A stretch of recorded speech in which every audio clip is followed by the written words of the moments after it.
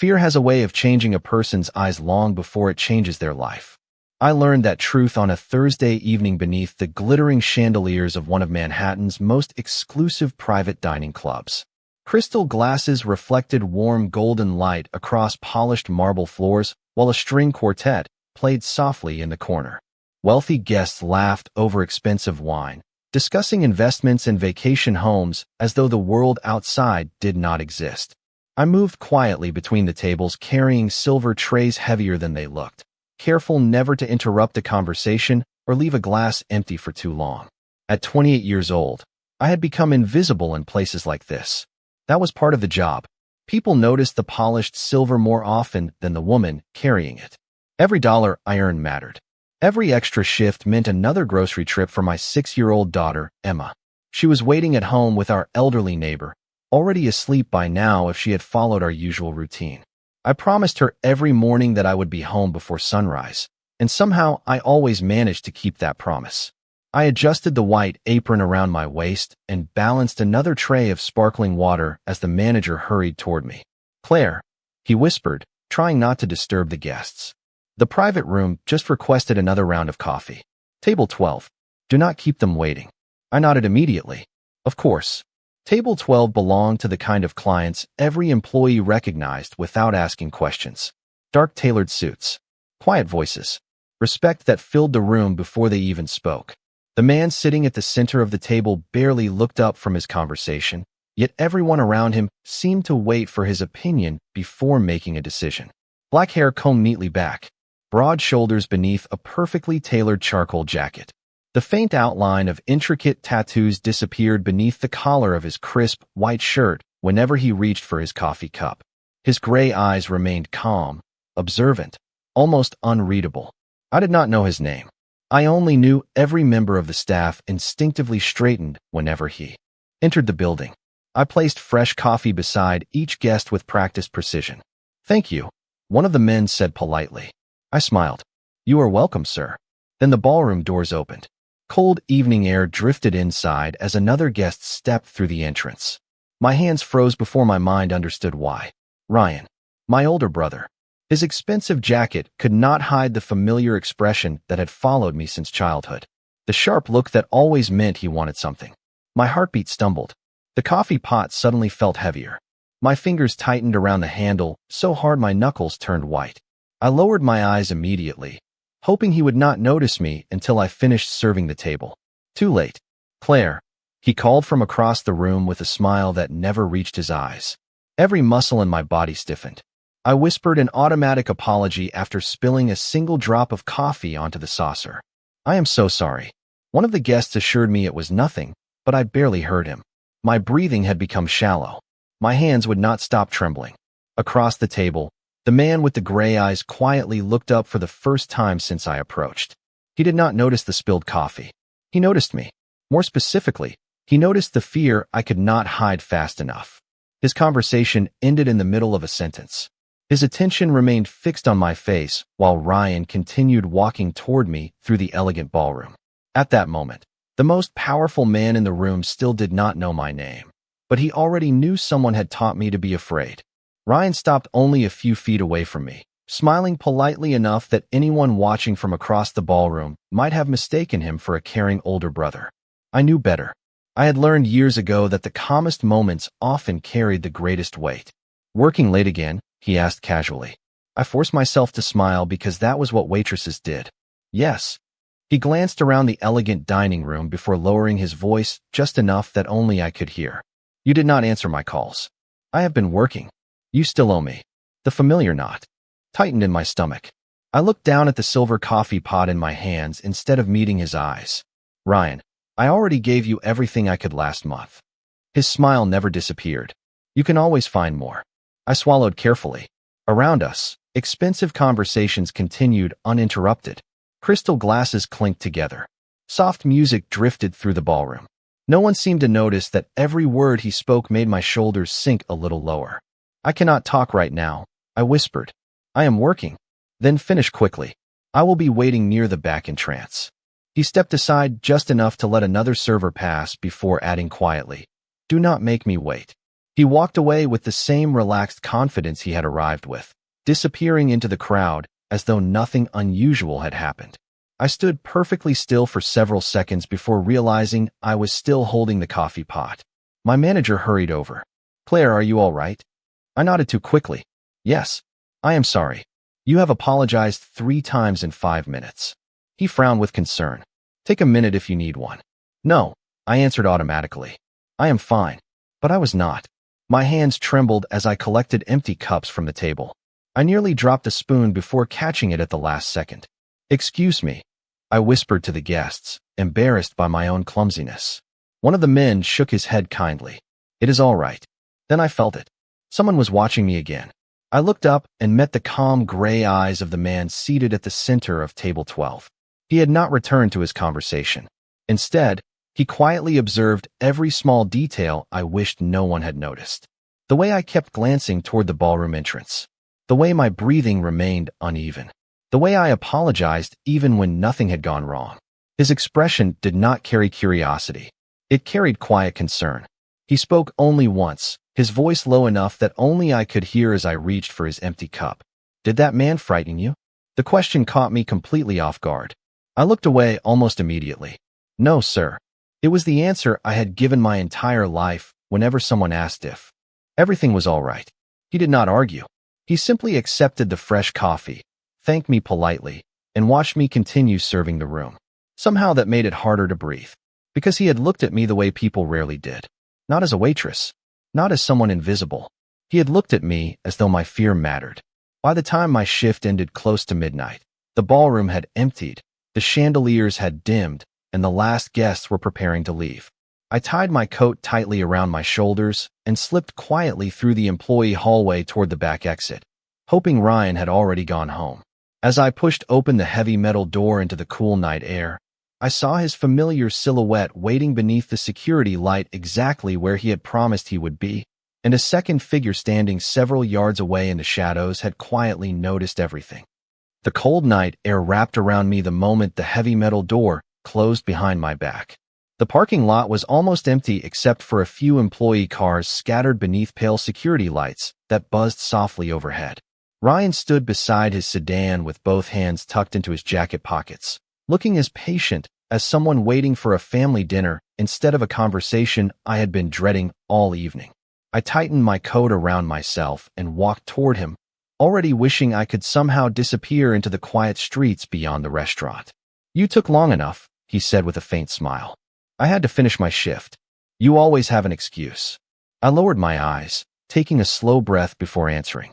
"Ryan, I really do not have any extra money this week. Emma needed new shoes for school, and the rent is due on Monday." He sighed dramatically, shaking his head as though I had disappointed him again. "Claire, I helped raise you after Mom and Dad passed away. Family is supposed to help family." The words landed exactly where they always did, somewhere between guilt and obligation. For years I had believed them without question. "I know," I whispered. "Then prove it." I reached into my purse and counted the bills I had earned in tips that evening. It was almost everything I planned to use for groceries over the weekend. My fingers hesitated before I slowly held the money out toward him. Just as Ryan reached for it, another voice interrupted the silence. "Does she look like she owes you anything?" Both of us turned at the same time. The man from table 12 stepped forward from the edge of the parking lot, where the shadows met the light. He wore the same charcoal overcoat from dinner, his hands resting calmly inside the pockets, his expression composed but impossible to ignore. He did not sound angry. He sounded certain. Ryan straightened immediately, clearly surprised that anyone had overheard the conversation. "This is a private family matter," he replied. The stranger nodded once. "Then perhaps family should remember that asking for help and demanding sacrifice are not the same thing." I stared at him, unable to believe he had followed us outside. He finally looked directly at me. "Are you all right?" My answer came automatically, the same answer I had given everyone for years. "I am fine." His gray eyes remained steady. "That is not what I asked." The parking lot fell silent except for the distant sound of traffic drifting through the city. Ryan forced a polite laugh. "She worries too much. I am her brother." "I know exactly who you are," the man replied calmly. "I am asking whether she wishes to leave with you." He did not answer for me. He did not step between us. He simply waited. For the first time in a very long time, someone had asked what I wanted instead of telling me what I should do.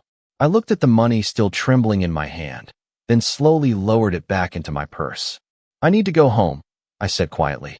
Ryan's polite smile faded for only a second before returning again. We will talk another time. Maybe, I answered, surprising even myself. He looked from me to the stranger, then turned and walked toward his car without another word. I remained standing beneath the security light, my heartbeat slowly returning to normal. The stranger waited until Ryan's taillights disappeared before speaking again. My name is Dominic Hayes. I finally knew the name that everyone inside the ballroom already seemed to recognize. He offered no handshake, no business card, no grand introduction. Only a small, respectful nod. Please get home safely, Claire. Then he quietly walked toward the waiting black sedan across the street, leaving me with the strange feeling that for the first time in years, someone had seen my fear without asking me to carry it alone. The drive home felt strangely different that night. The city lights blurred across the bus windows while I replayed every word Dominic Hayes had spoken beneath the restaurant's security light. He had not threatened Ryan. He had not tried to rescue me. He had simply asked a question no one else had ever bothered to ask. What did I want? Somehow that question followed me all the way to my apartment. Emma was already asleep when I quietly unlocked the front door. Her favorite storybook lay open beside her pillow, and one tiny hand still rested on the stuffed bear she carried everywhere. I knelt beside the bed and brushed a loose strand of blonde hair away from her face. Looking at her always reminded me why I kept going. She deserved a childhood that felt safe. I only wished I knew how to build one. The next morning arrived far too quickly. After walking Emma to school, I headed to another cleaning job in a luxury condominium overlooking the Hudson River. By lunchtime, my knees ached from scrubbing polished hardwood floors, but work had always been easier than thinking. As I finished replacing fresh towels inside the master bathroom, my phone vibrated. Ryan's name flashed across the screen. I stared at it until the call stopped. Seconds later, another message appeared. We need to talk. I slipped the phone back into my pocket without replying. It was the first time I had ignored him. My heart raced with guilt, yet beneath the guilt was something unfamiliar. Relief. That evening, I returned to the private dining club for another shift. Everything looked exactly the same as it had the night before. Crystal chandeliers, soft piano music, perfectly folded linen napkins, wealthy guests who never noticed the people quietly making their evening possible. I told myself Dominic would not be there. Men like him belonged to a different world, and people from different worlds rarely crossed paths twice. I was wrong. Around 8 o'clock, the front doors opened, and the atmosphere inside the ballroom shifted almost instantly. Conversations softened. Staff members straightened instinctively. Dominic entered wearing another impeccably tailored dark suit, the faint edge of his intricate tattoos visible above the collar of his crisp white shirt.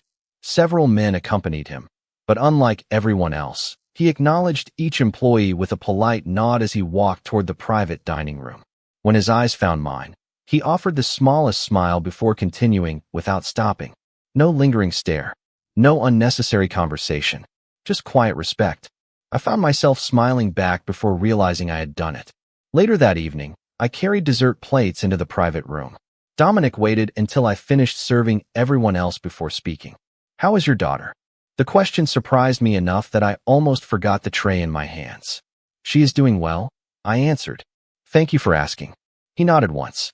I am glad. That was all. No personal questions. No mention of Ryan. No attempt to make me feel indebted because he had stepped into a difficult moment the night before. As I turned to leave, something small rested beside the empty dessert plate he had just finished. It was not money. It was a simple business card with only his name, a phone number, and one handwritten sentence across the back. Use this only if choosing yourself ever becomes harder than surviving. I looked up instinctively, but Dominic had already returned to his conversation as though the card had never left his hand. I quietly slipped it into my apron pocket, unaware that those few handwritten words would become the first real lifeline anyone had ever offered without asking for anything in return. For the next several days, Dominic's business card stayed tucked inside the small pocket of my apron. I never called the number. I told myself I did not need it. Every morning I woke before sunrise, packed Emma's lunch, braided her hair while she talked about spelling tests and playground games, then hurried from one cleaning job to another before beginning my evening shift at the dining club. Life remained exhausting, but exhaustion was familiar. Familiar things felt safer than change. Even so, every time my phone buzzed with Ryan's name, I found myself reaching for the business card before stopping at the last second. One Saturday afternoon, Emma sat on the living room floor coloring while I folded laundry beside the couch. She was unusually quiet. After several minutes, she carried a sheet of paper over to me with a shy smile. I made us a family picture. I smiled automatically and took the drawing into my hands. There was Emma holding a little yellow balloon. There was me standing beside her. Above us, she had drawn a bright blue sky and a small house with flowers in the front yard. I noticed someone was missing. "Where is Uncle Ryan?" I asked gently. Emma shrugged as though the answer were obvious. "He is never nice when he comes here." My hand stopped folding the towel. She continued coloring the corner of the page while speaking with the simple honesty only children possess. "Every time he visits, you stop smiling. Then you cry after I go to bed because you think I cannot hear you." My throat tightened. I had worked so hard to protect her from my worries, yet children always noticed more than adults believed. "Sweetheart," I whispered, brushing a loose strand of hair behind her ear, "you do not have to worry about grown-up things." She looked directly into my eyes. "I worry because I love you." Tears threatened before I could stop them. I pulled her gently into my arms and held her close, breathing in the familiar scent of strawberry shampoo. She rested her head against my shoulder and quietly added, "I wish somebody would make you smile the way you make me smile." The words stayed with me long after she ran back to finish her picture. That evening, while walking into the dining club for another shift, I slipped the folded drawing into my apron pocket beside Dominic's card. Somehow they belonged together. A little later, I carried fresh coffee into the private dining room. Dominic was already there, listening quietly while the men around him discussed business. As I placed his cup on the table, a folded piece of paper accidentally slipped from my apron and landed beside his place setting.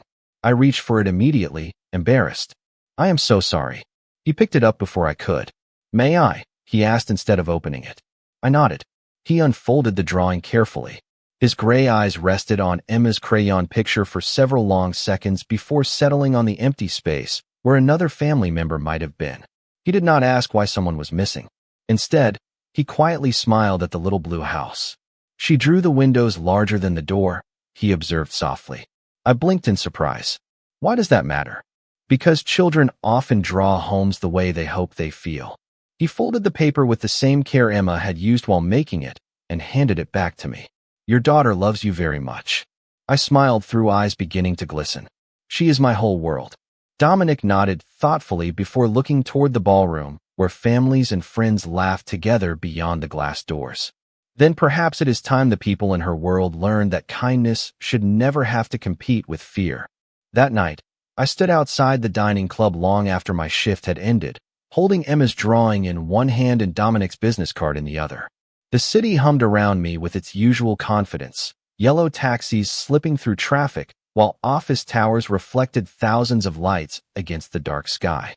For years I had believed surviving meant handling everything alone. Yet Emma's little drawing had quietly exposed a truth I could no longer ignore. She was carrying fears that had never belonged to a child. The following Monday, I surprised myself by dialing the number written on the back of the card during my lunch break. The call connected after a single ring. Dominic Hayes' office, a calm female voice answered. My courage almost disappeared. "My name is Claire Bennett. Mr. Hayes once told me to call if choosing myself became harder than surviving."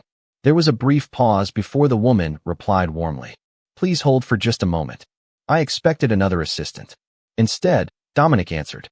"Personally, Claire." He recognized my voice immediately. "Are you all right?" No one had asked me that question so simply before. "I think I need advice," I admitted. "Not money, not favors, just advice." "Then let us have coffee." The next afternoon, we met at a quiet neighborhood cafe, instead of one of the expensive places I imagined someone like him would normally choose. He arrived alone, wearing dark jeans and a navy sweater beneath a simple jacket. Without the tailored suits and silent entourage, he looked almost like any other man stopping for coffee after work. Almost. The intricate tattoos above his collar still hinted at a life far different from mine, Yet the first thing he did was stand to pull out my chair before sitting across from me. We spoke for nearly an hour.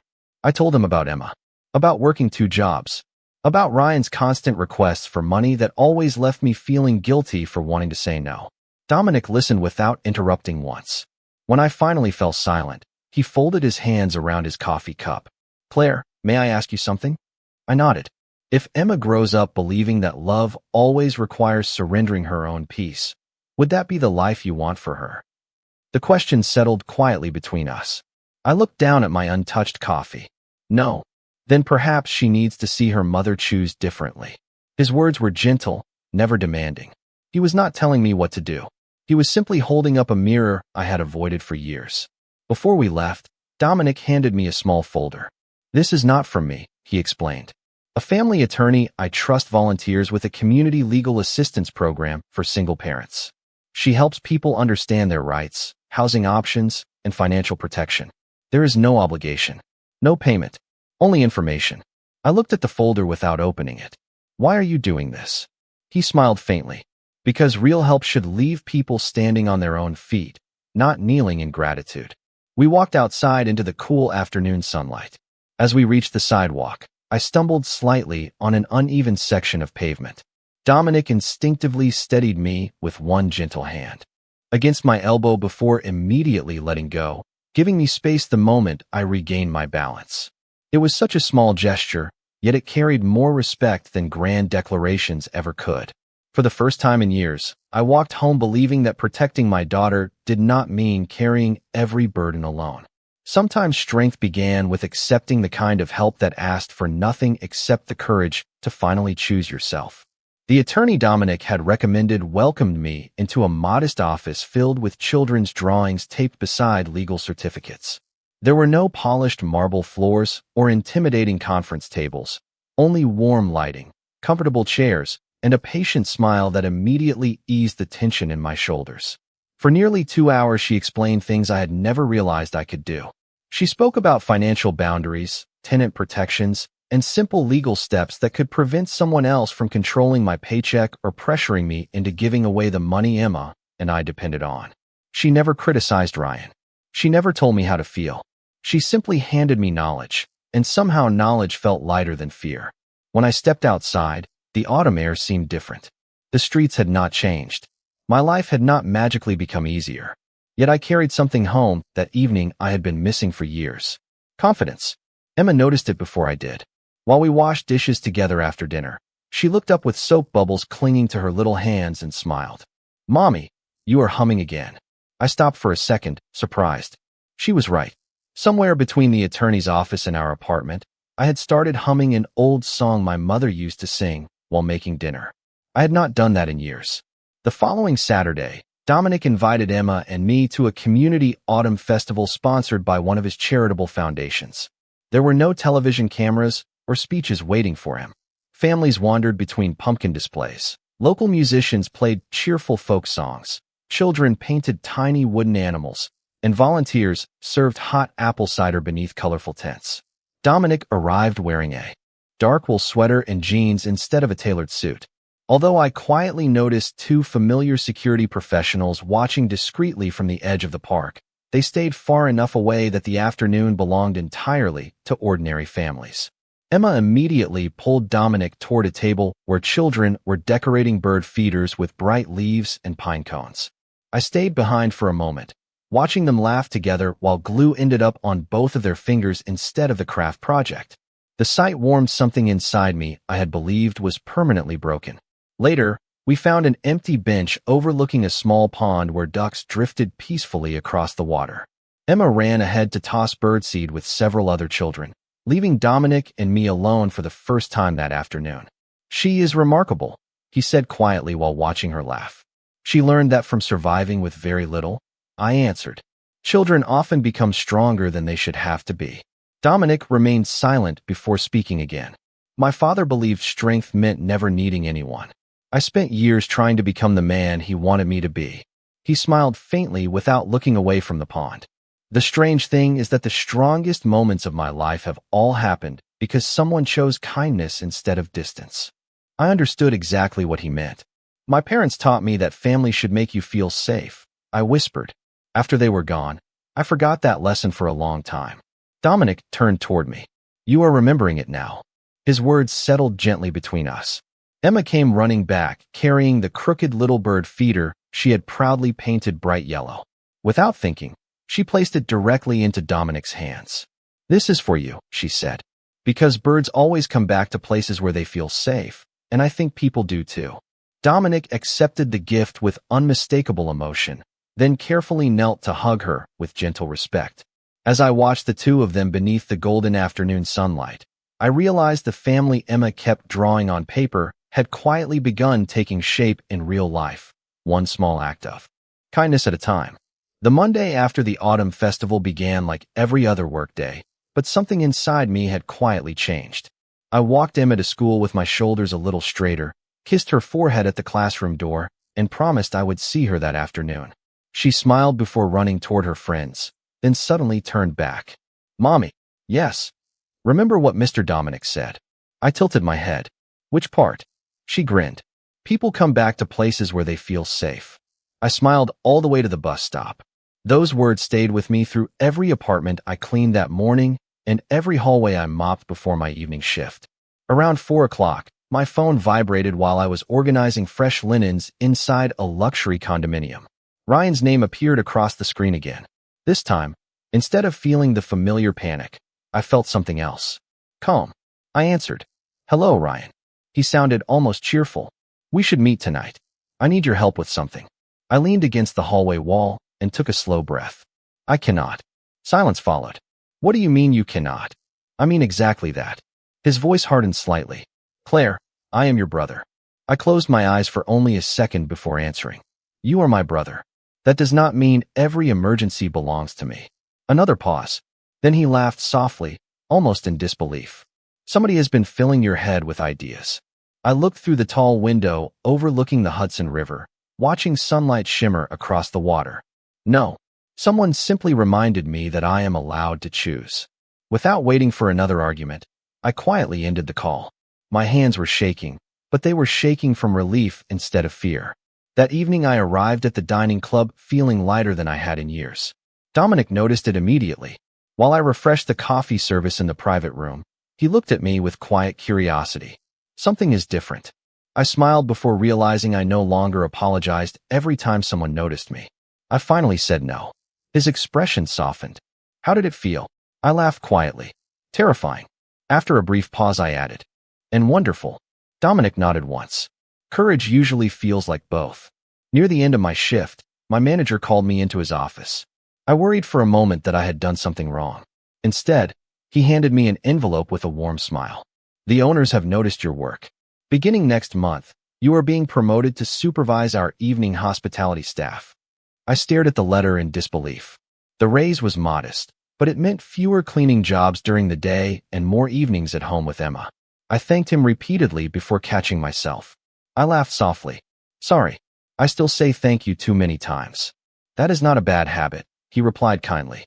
Just make sure you never thank people for treating you with basic respect. Those words followed me outside into the cool evening air where Dominic waited beside the entrance after his meeting had ended.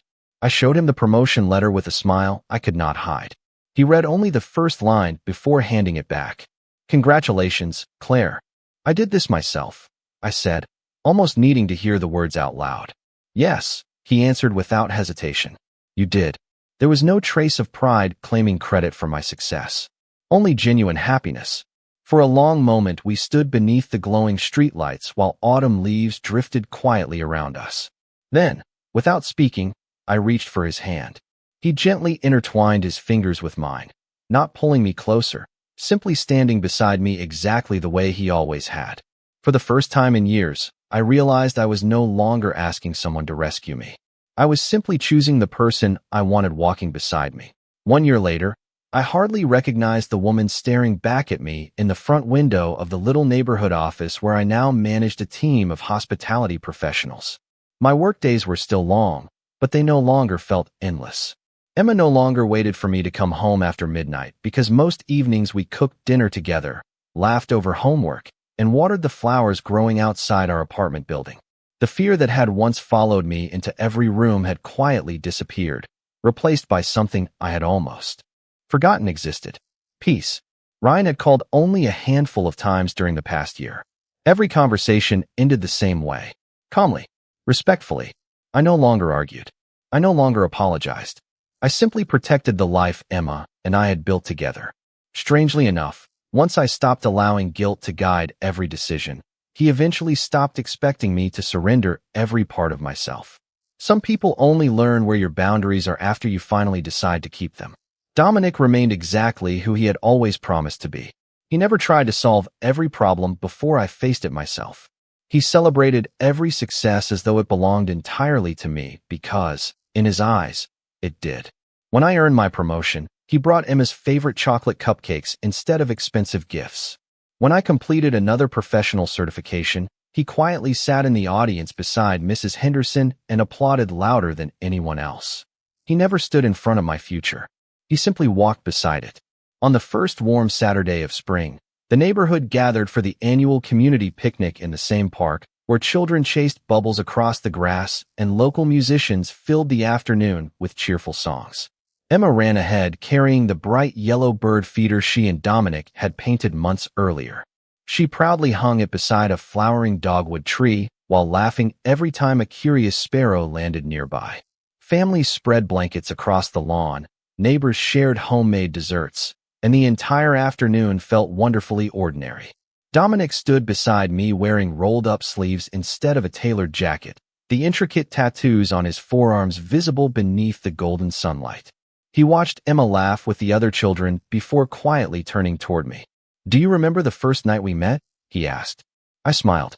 I remember thinking I had spilled coffee in front of the most intimidating customer I had ever served. He laughed softly. I remember seeing a woman who apologized for everything except loving her daughter. We stood together in comfortable silence until Emma came running toward us holding another crayon drawing. This time, there were 3 people standing in front of the little blue house with oversized windows. She handed it to Dominic first. "I fixed it," she announced proudly. He studied the picture for several long seconds before looking at her. "It is beautiful." She slipped one small hand into mine and the other into his. "Now it looks like home." My eyes filled with tears before I could stop them. Dominic looked at me with the same quiet patience he had shown from the very beginning, never rushing my heart, never asking for more than I was ready to give. I stepped a little closer and rested my hand gently against his cheek. "Thank you," I whispered. "Not for saving me. For believing I could save myself." His gray eyes softened. "You always could, Claire. You only needed someone to remind you." I closed the last small distance between us, and our gentle kiss carried every unspoken promise that had grown through countless ordinary moments of trust, respect, and kindness. Around us, children laughed, birds settled into the feeder Emma had painted, and neighbors continued enjoying the beautiful afternoon without realizing they were witnessing the ending of a story that had begun with fear and quietly become a story about courage. Looking back now, I finally understand that the strongest people are not the ones who make others kneel.